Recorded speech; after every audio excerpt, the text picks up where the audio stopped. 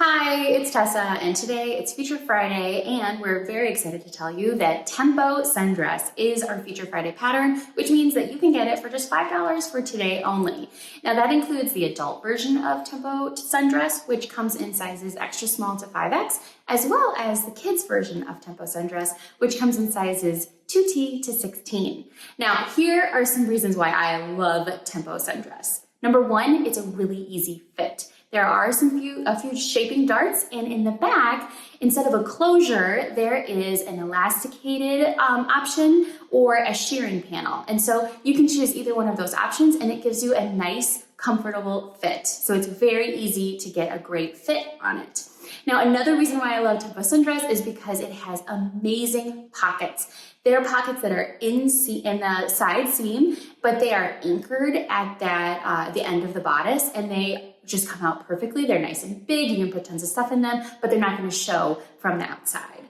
Another reason why I love Tempo Sundress so much is because it will work with all of your gorgeous woven fabric. It'll work with linen, it'll work with chambray, it'll work with rayon challis. There are so many ways that you can wear this. You could even use quilting cottons with this one. So it's a great use for any of the fabric that you have.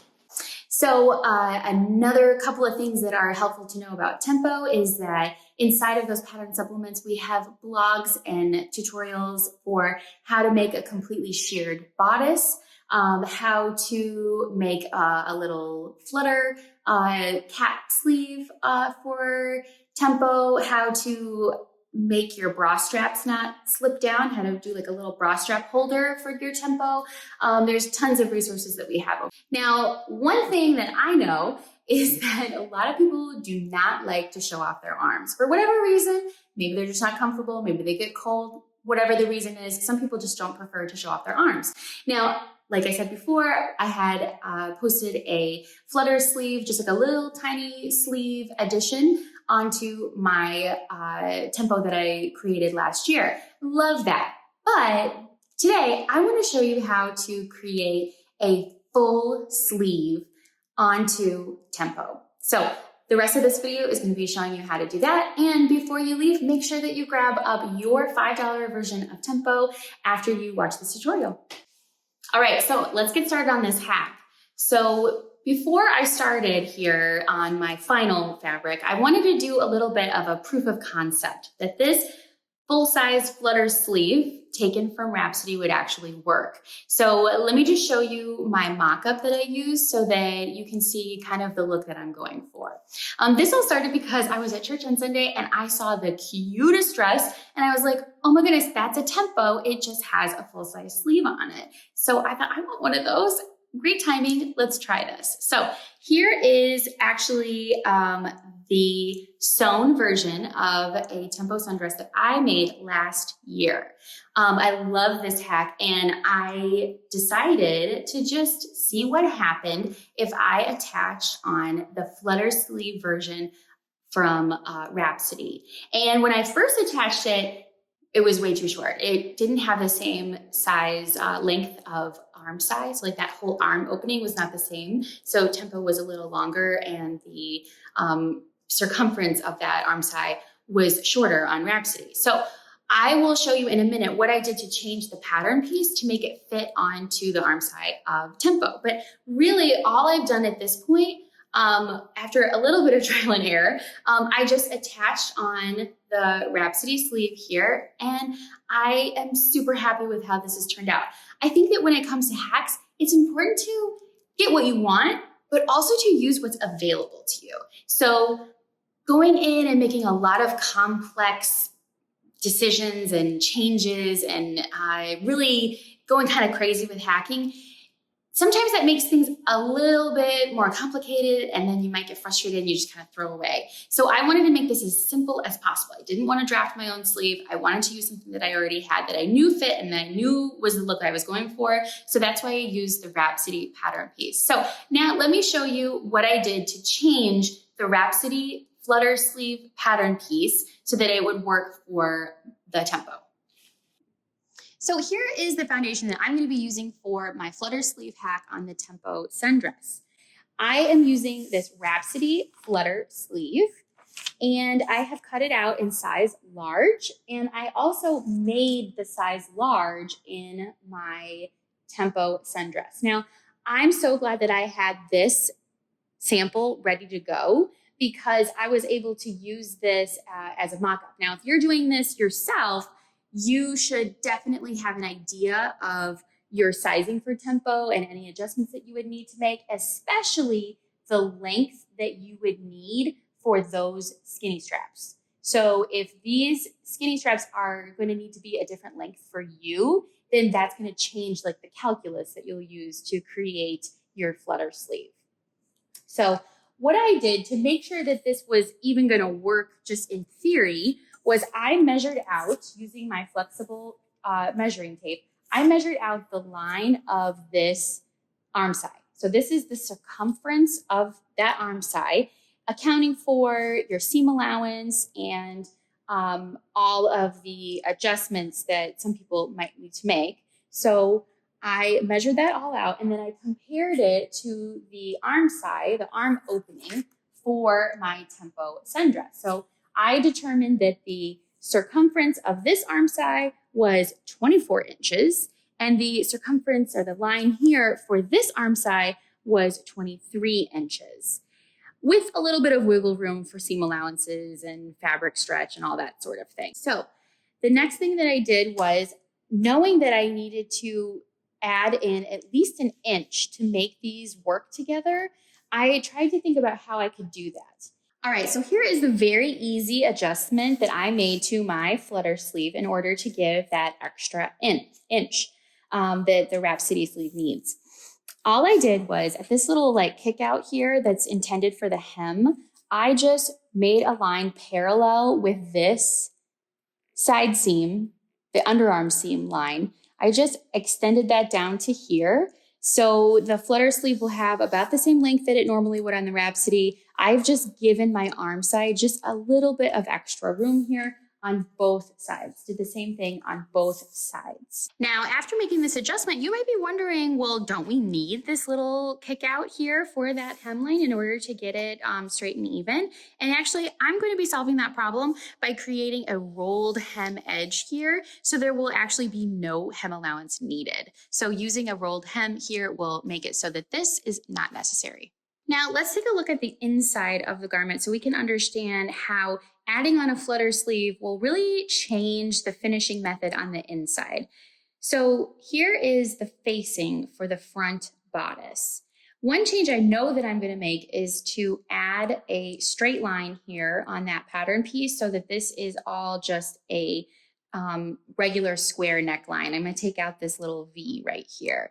And the reason for that is because I don't want this facing on here anymore. I'm going to remove that, and I'm instead, in order to finish up this area right here, I'm going to go straight across, and then I'm not actually going to need any of the facing here in order to finish off that arm side. I'm just going to serge around this area with the sleeve attached, and that'll all finish out just fine. Now let's flip over and look at the back. So with the sleeve attached over here, I think I'm going to do basically the same thing. I'm going to attach this shirring panel. This one is using the elasticated version of the pattern. I haven't decided yet if I'm going to do a shirred version or an elasticated version for this project, but I think I'm going to do the same thing. I'm not going to use the facing here. I'm just going to finish this off. As for a few other adjustments that I'm going to make, taking away the facing makes finishing the back really easy. I did go ahead and use the shirring version of the pattern, and I kind of made a straight line across this whole top of the bodice just to make everything a little easier to finish. And then my finishing for the top of the bodice is really just going to be to fold over any spot that doesn't have an arm side attached to it or a strap. So all the rest of those pieces are going to be straightened, and then I'm just going to fold them over and sew them with a straight stitch after I serge the top. So now let's take a look at the straps. I am going to sew those exactly the same dimensions as I used for my original project because I know that those work for me, but I'm going to just fold them in half and leave one side raw. I am going to be following most of the pattern instructions, except I am just omitting the facing. So I've sewn the back the side panels in the back, and I've sewn the side seams, attaching all of the bodice pieces. And I've just sewn across the top of the whole thing, and I'll be folding that down. But I have to consider where I'm going to put the straps and how to install the sleeves. Now, there were markings throughout those pattern pieces for where the straps are going to go, and I'm going to use those same exact markings because I know that they worked for me. Now that I have taken away some of the curvy parts, it's just going to be slightly different, but I'm going to put those straps in the same place. Now, the spaces between the straps in the front and the back, I'm just going to be folding those down, and I'm going to just sew part of the back with the top part folded down, just so that when it comes to the arm side, there's like a little bit of a unhemmed section for the sleeve to go into. Remember, the key for me here is to make this as easy as possible without having to create any more pattern pieces or do any more further adjustments. So I've left that strap raw on one side, and I'm just going to fold that over and attach it in the same place it was marked on the original pattern piece. And then I'm going to attach the strap to the back in the same spot that it was supposed to be in, just with one raw edge. I'm going to attach that right sides together, lining it up right at that marking spot.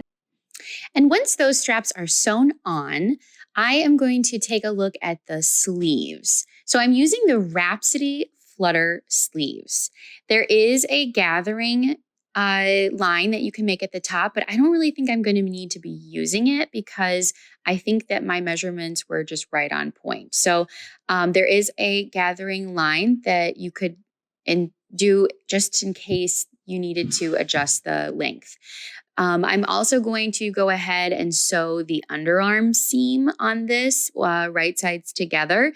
And so I'm going to be able to insert this sleeve right into the strap and the arm side of the Tempo. Now, it is really important that you continue to mark all of the spots that are marked on the original sleeve, including the top of the sleeve, the double T markings. Coincidentally for me, those are all going to match up pretty well with some of the other join spots at the Tempo, and it'll help me make sure that I am putting the top of the sleeve at the top of my shoulder. And after I have everything marked and I have it all pinned, I'm just going to go through with the straight stitch first, check it out, and then I'm going to serge it. And as you can see, everything lined up really nicely for me. I'm really happy with how this turned out. So let me just give you some close-ups of what this looked like at the end. I did end up folding down the center back top of the bodice and the center front top of the bodice and just doing a straight stitch to hem that off and finish it. But the rest of it, I really just attached that Rhapsody sleeve to the actual raw side of the strap and to the serge side of the bodice and at the arm side, and everything turned out really, really nicely, really clean, and it all kind of lined up. I think that's one of the benefits of using and hacking with pattern pieces from the same company. Not all the time, but sometimes the lines will match up because the designer is using the same block. And so a lot of those pieces will match up together nicely, if with maybe just a little bit of adjustment. So here is just, again, a little bit of a close-up of the interior about how I finished all of this off. And I'm really, really pleased with how this turned out. All right, let's take a look at the finished product on me, the Tempo Sundress with a Flutter sleeve from Rhapsody. I'm so happy with how this feels. I'm happy with how it fits. I think that how it feels really makes it or breaks it when it comes to a pattern hack. Sometimes we can force things in that really don't belong together, and I'm really happy that this worked out completely. I think it's great to take chances and take risks when it comes to your sewing. If you want a little tiny change, go for it. If you want to make a big change, go for it. There's no rules or laws when it comes to sewing, like you can't do this or you have to do it this way. I love that you can kind of take some risks and do some experimenting. And I never think of something that doesn't work out as a complete failure, because I've learned so much about how things work together, that it's so worth it. So take a chance, put something together, make what you want, and I hope that you love it. Happy sewing.